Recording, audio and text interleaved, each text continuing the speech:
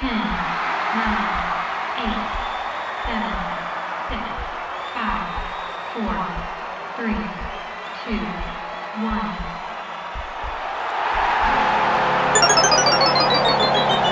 Game over. Welcome to Game Over Montreal. I am Andrew Berkshire. As per usual, we are covering another loss because that's what we do this season. Hopefully only this season because it's getting a little old. But let's bring in some guests. We got two amazing guests, my friends, Patrik Bexell and Ramina Shlah. How's it going, guys? Ladies first, I think so. It's going all right. A little upset with Andrew because I had to watch that game, but I mean, sorry. It's all good. I apologize in advance, but I know you didn't accept it. It's fine. I mean, what else were you going to do with your Saturday night? I mean, so much. It's too much to name. So I just will not even say anything. At least like here, it's past midnight when it starts. So, I don't have to do anything at my age. Oh my God. It's getting a little bit repetitive at this point. And at a certain point, like, you understand a little bit with all the injuries that they have that it's hard to win games. But they've got to start being in games. Like, it was not even, I feel like a minute before they were out of this game. And it was a minute. Come on. It was, wasn't it? It was under a minute, wasn't it? 57 seconds or something like that. Yeah. It's just brutal. And took them 7 minutes into the game to get their first shot in the first period. And then in the second period, 12 and a half minutes to get their first shot. It's embarrassing to watch. And like, you can tell based on how they played against the Lightning that they do have another gear, even with the injuries that they have. Like, if they care about the games, they will push harder. I think they should have cared a lot more about this game, considering it was Jake Allen's first game back in St. Louis. He cared. I thought he was really great tonight. Probably the only reason it wasn't about 8-0. But, man, this team, I feel bad for Jake Allen because once again, he put up a great performance and they let him down. Yeah, indeed. And I mean, like, as you mentioned, it could have been 8-0. It could have been 8-1 maybe with Romanov's scoring in the end. But also there were a couple of chances that probably should have gone in the other way. But you can see they're squeezing the stick too hard. They don't believe in themselves. I don't know. Confidence is just way bottom at the moment. Yeah, it's an ugly scene, to say the least. And,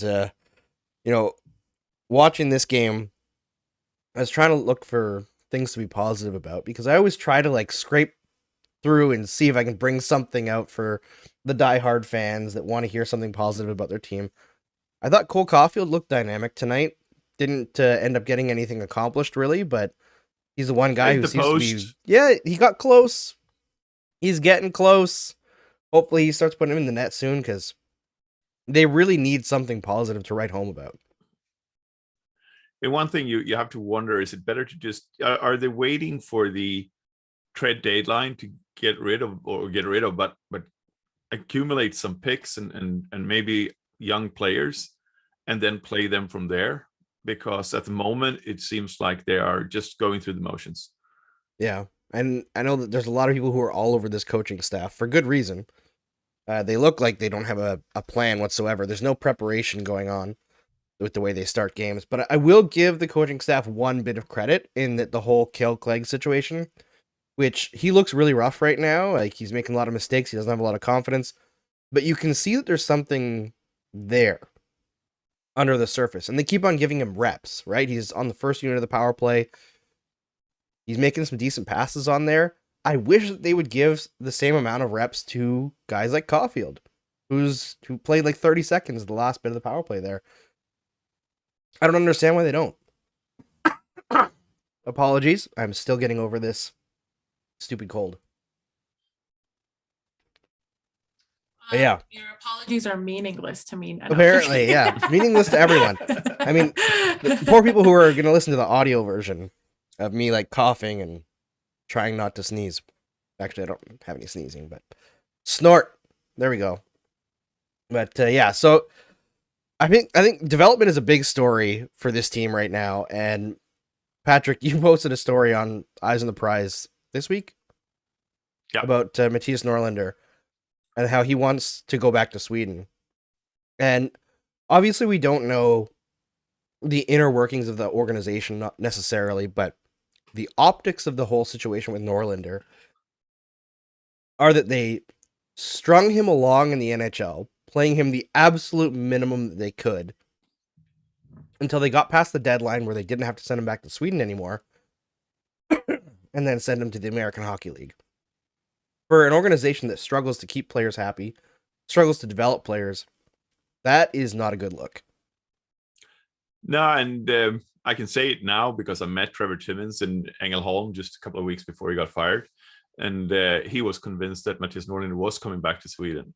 But I know the guys that did this interview with Mattias.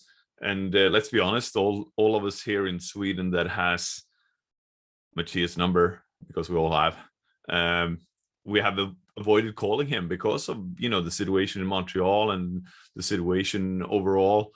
And finally, Fredrik called him and said, what happens and what's going on. And we heard you're in on the decision. And obviously for a team like Frölunda is top 2 teams in Sweden at the moment. And Fredrik is one of the guys covering it. And asking these questions. And Mattias, obviously, you have to realize he has an apartment in Sweden. He has a life in Sweden that he was supposed to go back to after camp, more or less, unless he got to play in NHL. Now he stayed, 3 months in a hotel? I don't think anyone wants to stay 3 months in a hotel, no matter where. I've done it. I've spent a month in a hotel, and I thought that was too boring. He's playing hockey. He doesn't know where he will play hockey, and I think was something that was conveyed in the interview that Fredrik Janeli did for the Gothenburg Post. But yeah, I also know that there are worse comments in that interview than was reported in it. But that's through that's other sources, and I know that I think it was TSN that put on we've spoken to the Swedish manager for Mattias Norlinder or agent for Mattias Norlinder, and he said it wasn't like this. Yeah, obviously, because he wasn't in the conversation, and I heard his reaction to the unedited or non-quoted quotes as well, and yeah, it's interesting to see. I agree with what you say, Andrew. I think they strung him along. For obviously, he started out with an injury, the same injury that he had last year in the shoulder, and shoulder injuries are difficult. And I'm not following baseball that much, but I know a lot of shoulder injuries happens there, and it makes sense to stay and get him evaluated in North America, because obviously that's where the best doctors is in regards to shoulder and elbow injuries. So makes sense.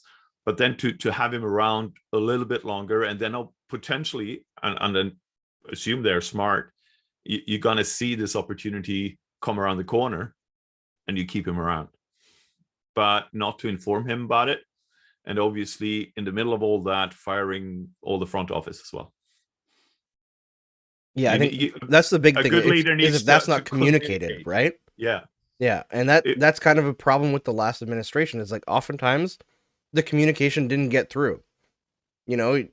I've talked to several players in the past who just felt like they weren't informed of what was expected or what was going wrong or anything. So like, it's one thing if Norlinder knew this was the plan, and like obviously they couldn't control the shoulder injury, so this opportunity did present itself, but it looks really bad. Like, it looks so sketchy for the organization, and it's the kind of thing where you look at Josh Harris, who's in the NCAA, who it's reported may not sign with the Canadiens at the end of the year, might be looking at the New York Rangers or the Boston Bruins. He looks at that. Why wouldn't he be looking at Norlinder's situation with incredible interest, right? Not only how little opportunity he was given to play, but in how his desires were not taken into account. He was not informed of the plan. It's a bad look. It really is. I totally agree. And you could sort of see it with, the deal they had with Alexander Romanov as well last year. They didn't really play him to his strengths. They didn't really play him. I think I've watched more or less every Romanov game in the K. I'll be honest with that. That was my job for Ice on the Prize, and it was the only prospect that I was really looking forward to watch.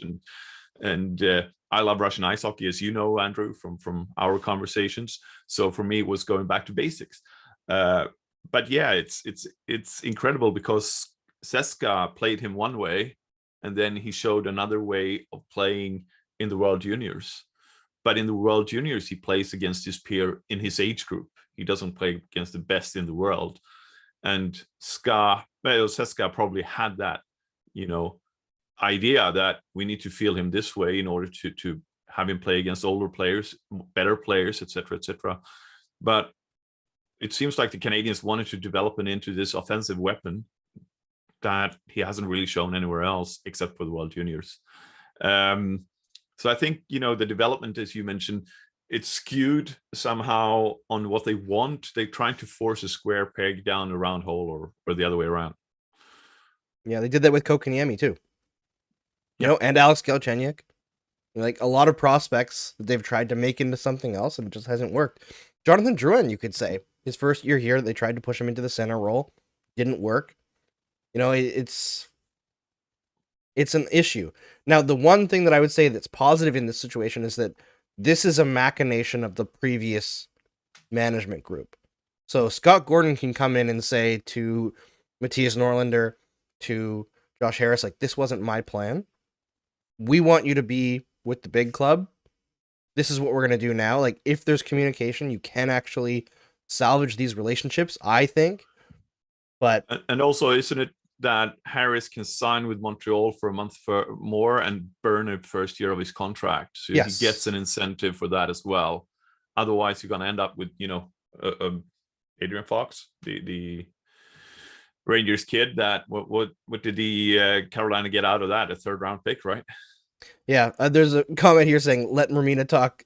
I don't think Ramina's super interested in Canadiens development, but let's change the subject then. Get Ramina talking. You're right. We got to get Ramina talking. All right, Ramina. Yes. What should we talk about? Well, Adam Fox, that was with Calgary when he was traded. That's true. You've lived that. Yeah, I know. He didn't want to play for Calgary. So there was the issue with that is that, sure, let's trade him and get something for him, but he didn't need to be part of that trade. Yes. Because I think what we sent and what they gave was fair and equal without Adam Fox. So I think that's where the Flames kind of messed up with that. But yeah, he's doing great now, and it's hard to be mad as a Flames fan. He wasn't going to play here anyway. So yeah, and that's a difficult situation. I know so much about the development side, so I can go on and on about that. So specifically Canadiens development. I feel like you're not super into it because you're more into the Flame stuff. But yeah, sorry to everyone for not having Ramina more into that bit of the conversation. I will say, yeah, I was just gonna say I had so much. You had so much to add? I had so much. Mutual friend of ours, Ramina, I want to say before we get too bogged down into other stuff, huge congratulations to Samantha Chang, who had her baby this week. I know. Friend of the show. I didn't even know she was pregnant. Oh, really? Oh, okay. I've known for a little while.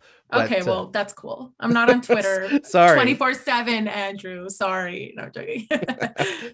Yeah, huge congratulations to Sam. Everyone, go hit up Sam on Twitter and tell her congratulations. I'm sure she's not even on Twitter right now because she's got a baby. They're a little bit of work. I don't know if people know this, especially for moms, especially in the first little while. They sleep a lot. That's the easy part, but they're a lot of work. But yeah, okay. So Jake Allen, here's my question for Jake Allen. He's been fantastic since he came back from injury. Should the Canadiens trade Jake Allen? He's on a very digestible contract.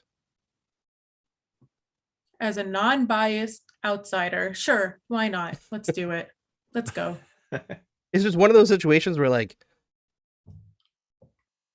I don't think they're going to be able to trade Carey Price this year, right? If that is an option that's even on the table, if he wants to be moved. It's just such a huge salary.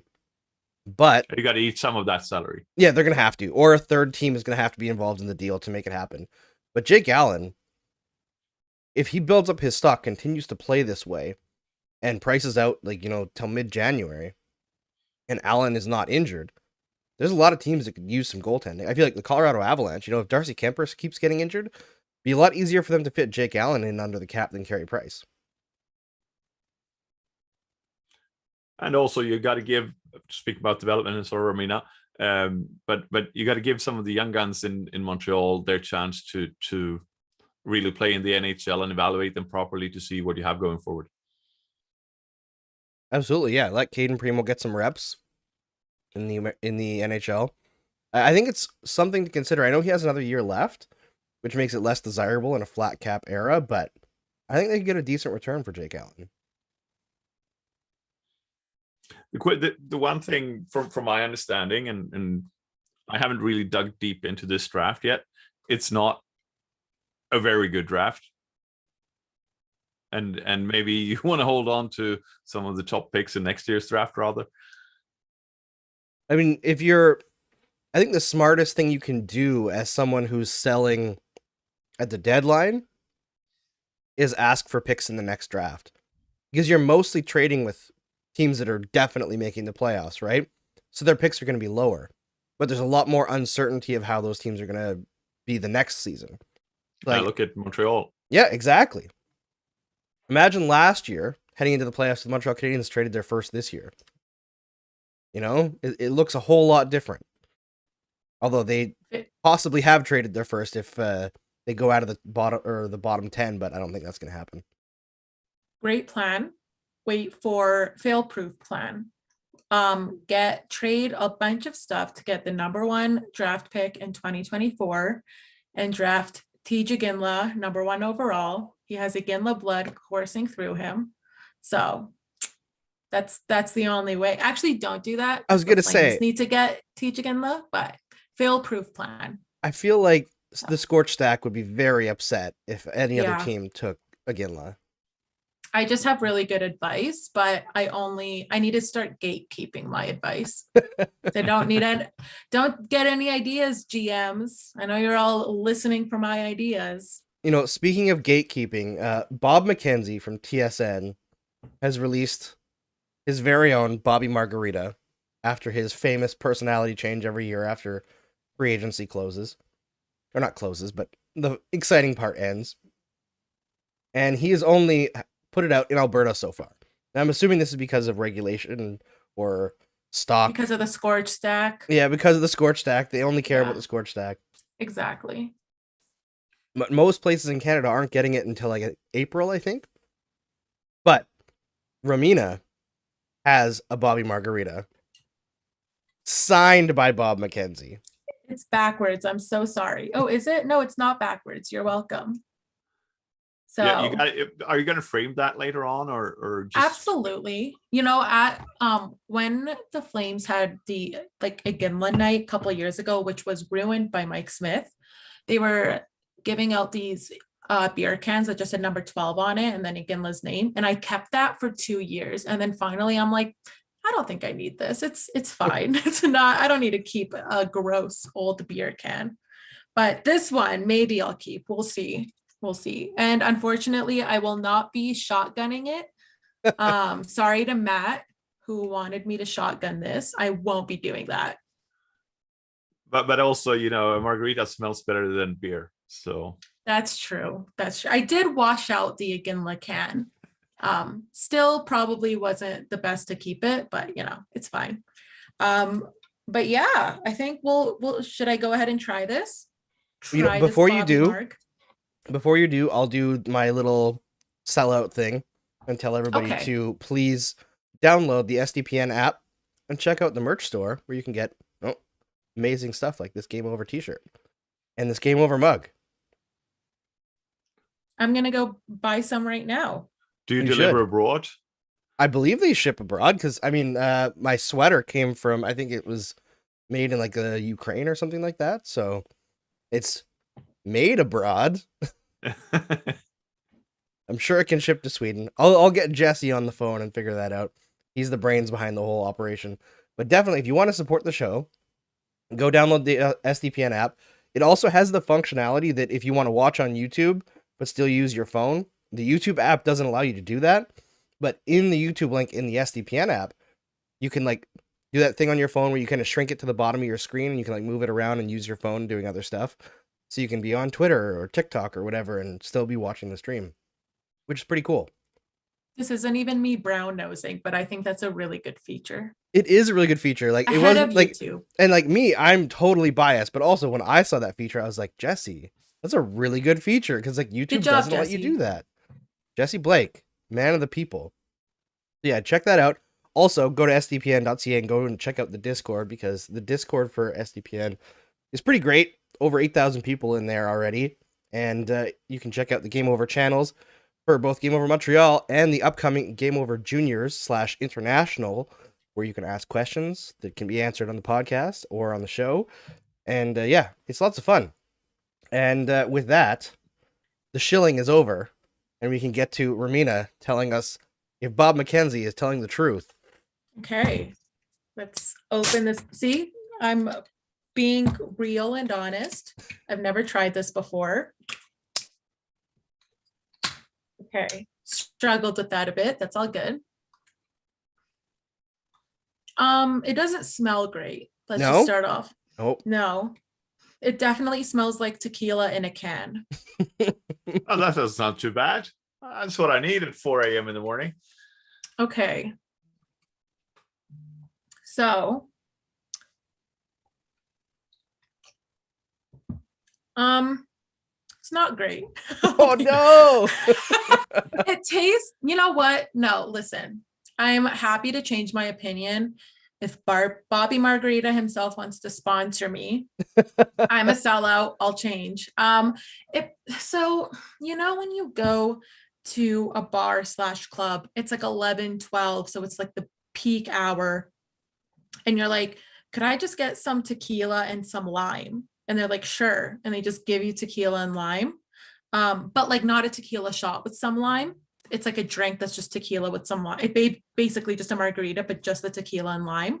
It tastes like that when it's like packed. So they're not really doing anything. So it's a little bit underwhelming. I don't know how much this costs because Scorchy Nathan got it for us, who's in the chat right now. Thank you, Nathan. But it's a very average. And also, I had a very bad experience with tequila, so that could be affecting me a little bit. But I normally do still like margaritas. So, you know. What about, is it cold enough? Is it enough? I mean, like, would it have been better with ice in it? I was going to ask that. Would it be better over ice, or maybe like you blitz up some ice? Yeah, I think it would be better over ice. It is cold because I kept it in the fridge. But what's weird is that like when I took it out of the fridge, it still didn't feel that cold, but it was in the fridge for like 3 hours. So don't know what that's about. It tastes pretty cold, but I think it would be better over ice. So that's my official review. I will definitely change it if Bobby Margarita wants to sponsor me. I'm a sellout. Amazing. I don't know if this is sacrilegious, but I've always preferred daiquiris to margaritas. Me too. I love a good daiquiri. It's so good. I only thought you drank what, rum and coke. Yeah, I do like a rum and coke. That's my go-to. But if I'm on vacation, like if I'm going to Mexico or something, I'm having a if you're on the daiquiri. Spice it up a little bit. Yeah, exactly. I'm still gonna drink this, obviously. I mean, of course. Obviously. Nathan says it gets better the more you drink it. Okay, thank you, Nathan. That's good to know. You know what? I will say that third sip was better than the first sip. So I'm gonna just say that. I'm actually, that we're talking about drinks, I was actually considering taking a mixology course in the new year when I can do it in person, because I just think that would be fun. And I would like to be the person that when people come over to my house, I'm making drinks and they're good drinks, you know? That sounds awesome. Mm-hmm. I actually started following neat. What? I only drink stuff neat, like whiskey, mezcal, brandy. Why mess with it? Okay, that's fun for you. I love my cool fruity drinks that, have cool names to them. So sorry. No. I'm just envious because I can't afford, if I buy the good stuff, I can't afford the other stuff, like the mixing stuff. That's fair. The only thing I know how to make is a Caesar. So I gotta, up my game a little bit. I feel like Caesars are such an Alberta drink because if anybody doesn't know, I like grew up in Alberta. Oh, I didn't know that. You didn't know that? No. Okay, so I was born in Saskatchewan. I lived in Moose Jaw until I was 11. Oh, why? And then my family moved up to Fort McMurray because money. Oh, why? Okay. And like everybody that I know from Alberta is like Caesar, and I just could never get into it. It is very much an Alberta drink, but it's also just like it depends on where you get it from. I make them pretty good, but a lot of places, like I was at a Chinese restaurant last week, and I got a Caesar because I always get Caesars where I go, and it literally just tasted like vodka and clamato juice, nothing else. And it's like, this is not good. And we're like, can we get more Tabasco? They're like, we don't have Tabasco. I'm like, oh, okay. So let's not sell Caesars if you don't have Tabasco. So yeah, it depends on, like, it's hard to find a really good Caesar. What is the difference between a Caesar and a Bloody Mary? So Bloody Mary is made with tomato juice, and then a Caesar's with clamato juice. All right, yeah. I don't know if the other little stuff is different, like the Worcestershire sauce and stuff, but that's the main difference. I don't think a Bloody Mary is spicy, is it? Oh, I've never had a Bloody Mary. Neither have I. Idea. The Worcestershire sauce is kind of spicy, and you have some Tabasco in there as well, right? Don't you? Yeah, I didn't know. I've never had a Bloody Mary, so no idea. But I can't get over clam juice. I'm sorry. It's so good when you mix it properly. Don't worry. Okay, Andrew, you need to come to Calgary and get my dad to make you a Caesar. He makes great Caesars. I would come to Calgary just to meet your dad. If anybody who doesn't know, Ramina's dad is like a Twitter legend. Mm-hmm. He's just the nicest man, the cutest man. Everyone loves him. He's a very good man. He is. Great guy. Baba. Scorchy Nathan just said it's halfway down a can, and yeah, it's not a balanced drink. Yeah. So, but I also don't want to like shake it and mix it. So yeah, it's not carbonated, but it would still like it's under pressure. Yeah, exactly. Maybe the best thing to do is like pour it over ice and stir it around a little bit. Yeah, that's a good idea. Maybe I'll do, because I do have another can, but I was going to save that for Baba Shlah, but maybe we can share it. Yeah. We'll see. Because they are pretty big. They are very large, yeah. I mean, I don't know, like, I don't usually buy mixed drinks in cans, so I feel like that's already like a tough sell to me. But maybe it's just like you got to move it around a little bit. Yeah, I'm just looking at the ingredients just to see. But yeah, I feel like mixed drinks in a can are not great usually. For like 90% of the time, they're very just eh. Agreed. Should we talk about John Tortorella a little bit? Okay. Why should we go back to the dinosaur era? Oh man, I actually had some people defending him in my mentions today. What? Okay, but you also have a lot of followers, so that like I would have nobody defending him in my mentions. You know, you have, that's the problem with like being verified and having a bunch of followers and being true. You know, pretty prominent in the hockey space, is that people will love to argue with you and defend the old white dudes. I mean, thanks for calling me prominent. You're so welcome. First time for everything. Yeah, I feel like Twitter is like very cool until you get to around between 5,000 and 10,000 followers. Then it starts to suck. You get all the crappy people. But anyway, John Tortorella was shitting on the Sonny Milano and Trevor Zagris goal, obviously, if you hadn't heard.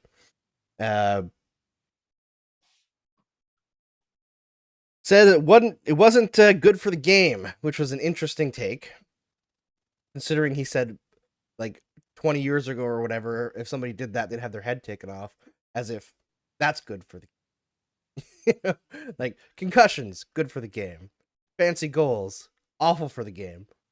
And on its own, like at face value, like any commentator talking about that, like whatever, is going to drum up controversy.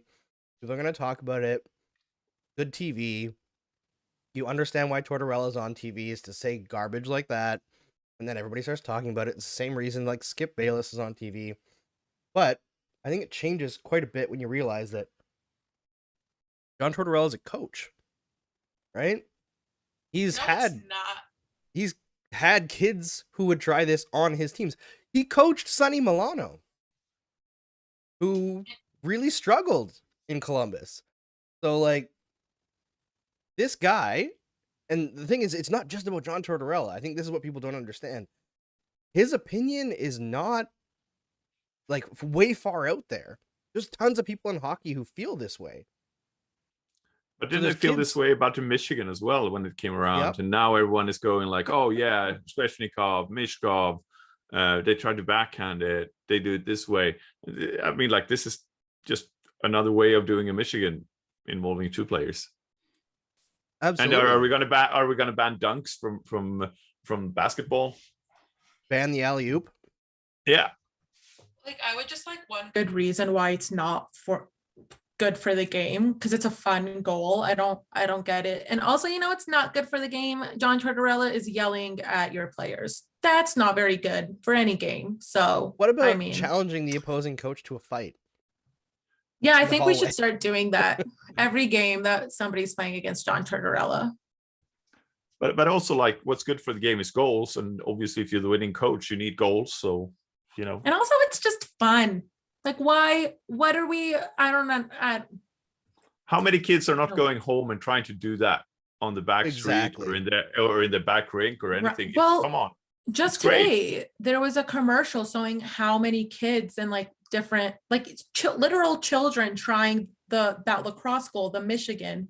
So many kids are now trying it, and it's so fun. It gets people engaged. It makes people like post it online and grows the game because so many people are trying out these different types of goals, and they're putting it on places like TikTok where it's a very young demographic. So there's literally zero argument that makes sense about why it's bad for the game. Yeah, it's just the idea that if you're more skilled than your opponent and you show that in a way that like helps you win a hockey game, you're showboating. But shouldn't we go after, or shouldn't Tortorella go after, because I won't, McDavid when he does that amazing goal, beats 5 guys and scores with, when was it, a minute to go? I mean, he did tell McDavid to shut up. Listen, not to defend John Tortorella, but I would also tell McDavid to shut up. So let's just get that out of the way. Somebody wrote a comment, which is a very good point. They wrote, "Grumpy old man yells at fun." So true. It's like that Simpsons meme, like old man yells at cloud. That's literally what it is. That's 100%. Like 90% of the things he says is just him being angry for no reason. Yeah, it's just being a crank. And I think it wouldn't be a big deal at all if his opinion was like a huge outlier and he was just there to be like the clown on ESPN. But he is a hockey guy. Like he keeps getting jobs because people believe that he has something to bring to the table. And like, I will say that there are players who I've talked to who say that they like playing for John Tortorella because he was always honest with them and like his criticisms were forthright. But at the same time, that kind of opinion stunts talent. It just does. Like, you look at why did Patrik Laine not have a good year in Columbus last year? Probably lots of reasons, but one of them was probably John Tortorella. Also not getting played on the first power play unit, right? And whose decision's that, right? Yeah. And like, there's a comment here, this league hates to promote its stars and star plays. It's true. Like, it seems like the league is ashamed when players do something amazing. And it doesn't even start at the National Hockey League level. Like, juniors is a bit more flamboyant, but I remember when Sidney Crosby did the Michigan when he was in juniors, and it was like Hockey Night in Canada that week, Don Cherry being like, this kid's got to cut that out. He's a great player, but that's disrespecting your opponent. Like, ow. But come on, he did that with Omark when he did the 360 before he took the penalty shot as well. Everything is just, which was an awesome shot in many ways. After that, or is it just the shootout they banned that? No, the puck. Omark still took the puck forward, so it was still a legal goal, anyways. Oh, I see. but it's no one goes after Datsuk when he lobbed that goal on the penalty shot either. But that is a little bit disrespectful, but amazing. But it is the amazing. It's like the Panelka, so bad. yeah. But it's like the Panelka in soccer when you do that. It's the same thing. I mean, like literally the worst thing that can happen is that the goalie stands still and just grabs it. But 99% they're not going to do that. But it's you want to see that because again, kids and obviously as Rashina says, it's TikTok, it's Instagram, it goes out to demographics that these old white dudes that I'm sort of part of soon because I'm turning 50 next year is I mean, like, we don't get it, but the kids do. And if you want to grow the game, if you want to go into different demographic groups, that's what you're going to do. You got to let them rep this. And you see it with basketball where kids are showboating from an early age and they're growing the game that way. I think it's a very good sport to look at for growth.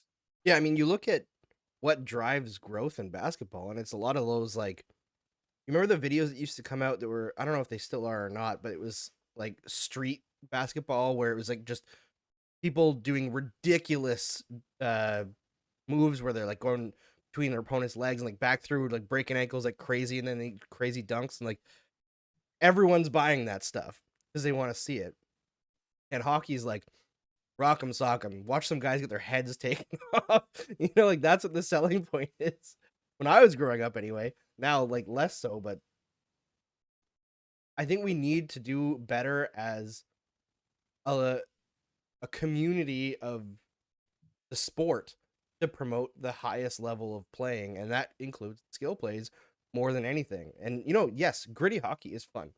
The playoffs, where it's just like a war of attrition. It's fun, it's intense, that's great. But we have to let the skill players play too. And I think that it all comes back to how the game's officiated as well, right? Like, there's a reason why Connor McDavid has talked about officiating. And I know Ramina, as a Flames fan, doesn't give a crap about that. But hey, Johnny Gaudreau, remember, with the whole slashing thing? Was it... That's true. The actual Calgary Flames that released that supercut of him getting slashed, or was that someone else? I don't remember, but I do know after the whole Dennis Weidman thing, it, like, even the commentators during the game would be like, there have been very weird calls against the Flames.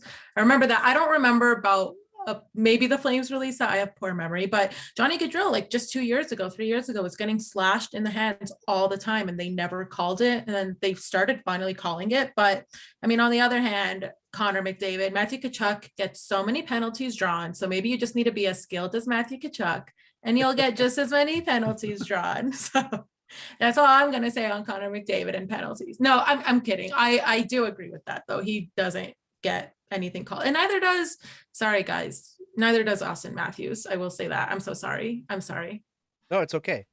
There was I was looking at like doing some betting stuff for another gig that I do. I saw that like Austin Matthews had a 7-game goal streak that was broken last game. Scored again tonight, by the way, which was one of the things that I put as a prop. So yay me. But I was like, have the Canadiens had a 7-game goal streak this year as a team? Probably not. They have. Oh, really? Yeah, they have. They've had a 10-game and an 8-game.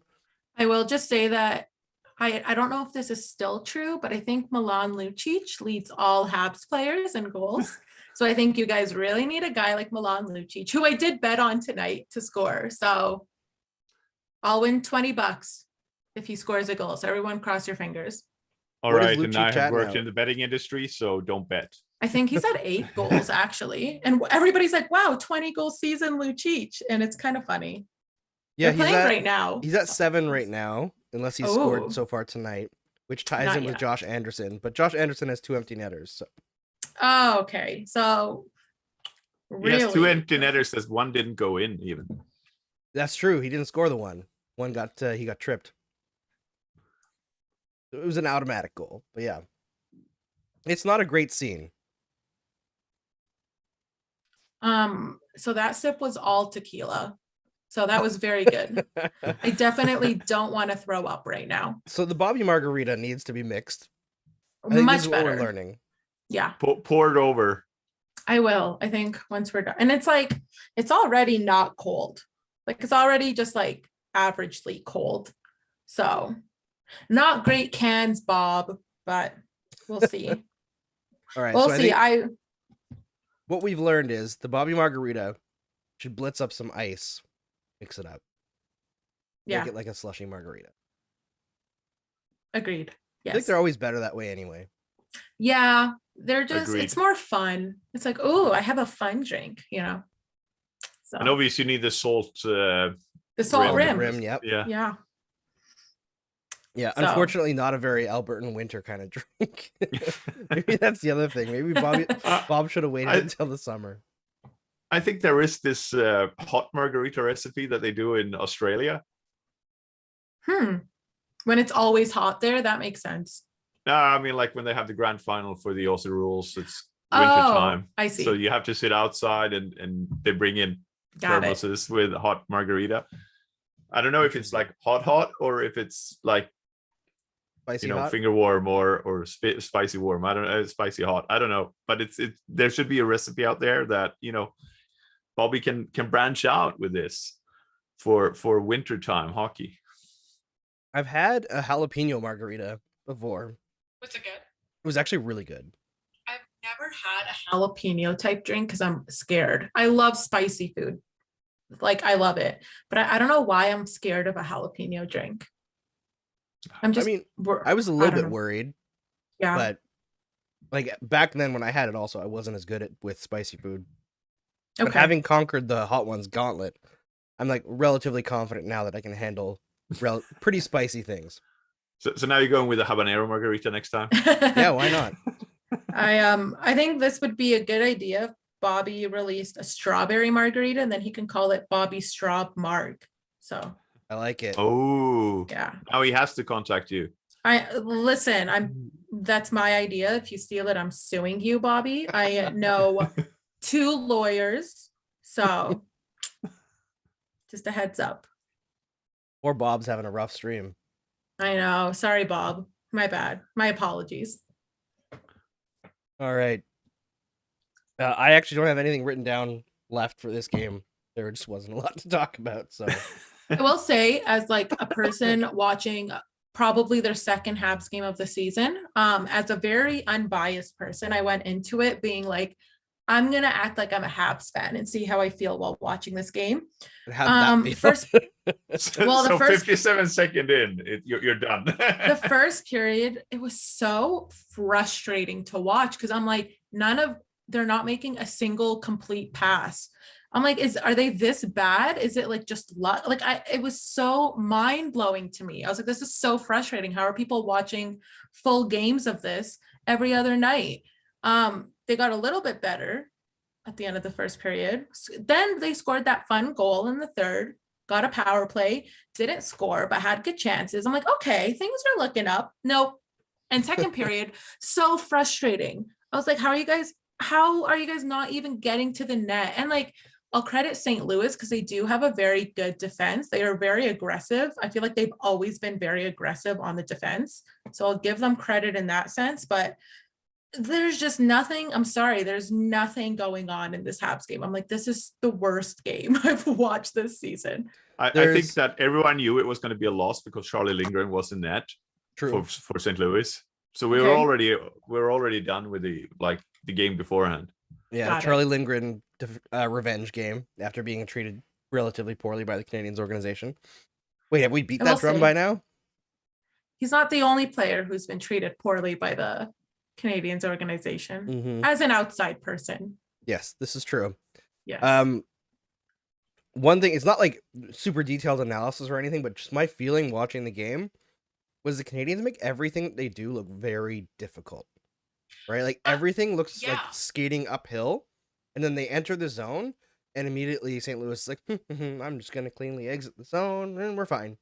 It's just like... It's funny that you say that because I was watching that game with my dad, and in the second period, he goes, this team like looks like a team that has never played an NHL game before, and this is their first game ever, so they're just such a mess. I'm like, yeah, it really does. So, and it was, so I know this because the Flames used to do this all the time before Daryl Sutter came. But on the power play, when you just do those dump and chase, I hate that, especially on the power play. What's the reason? Just get a good zone entry and you don't have to do that. That was like every single time they went into the offensive zone, it's a dump and chase. I'm like, this is the most time. frustrating game to watch. You have one man advantage, use it. Even just like, yeah, on the power play, it's frustrating seeing that, which they did. But even just like every single time they went into the offensive zone, it looked like they were doing dump and chases. I'm like, oh my God, you guys cannot get a single clean zone entry at all. Look at me throwing some stat words in there. Aren't you proud of me, Andrew? So proud. So proud. But not surprised because I know how smart you are. Oh, thank you. Patrik, if you don't know me, I'm very much the person that's like, I don't care about stats. Let's talk about vibes. Who had the better vibes on the ice? But I already concluded that you're very smart. So. Oh, thank you. Montreal did not have great vibes tonight. No, they haven't had great vibes all season. Worst vibes ever. Worst vibes in the world. That's what, when we had Sam Chang on with the Vancouver game, she was like jealous because the Canadiens had fired their GM, right? Now, a couple weeks now later, look at them. Yeah, now they're going to play themselves out of a pick. It seems like Elias Pettersson has changed. What is it? Stick as well. He gone back to the shorter stick that he had before, and I don't understand this. It's like, why would you change your gear, especially something as important for a hockey player as a stick? It's gonna come with, you know, so many things that you need to adjust to, and you already worked on your game for so long, so why change it? Yeah, there's so many messes going on right now with the Montreal Canadiens. It's hard to keep track of them. But I'm going to wrap it up because I'm starting to cough more and more as I talk more and more. Hopefully next week I'll be better. Well, it's 4:30 here, so I appreciate that, Andrew. Yes. Oh, wow. Thank you for sticking with us, Patrik. Really appreciate it. First, Ramz, and then Patrik. Tell everybody where they can find your stuff. So you can find me at Ramz Reboot on Twitter, or at the Scorchstack, which is at the Scorchstack on Twitter, and scorchstack.substack.com. We're a very good Flames newsletter. We always bring you advanced stats all the time. So, you know. Is it all right to read it just for the vibes? It's so much vibes. So much vibes. Yeah, I'm getting my gray hairs from writing for Eyes on the Prize at the moment, and also when Matt isn't busy, I used to host the podcast over there. So and I am actually for the first year in my contract with McKeen Hockey, so there will be some coverage coming out for the World Juniors. You know, an international tournament. Sweden doesn't look great, by the way, so just leave it at that. All right. Thanks, everybody, for sticking around with us. Enjoy the rest of your Saturday night. And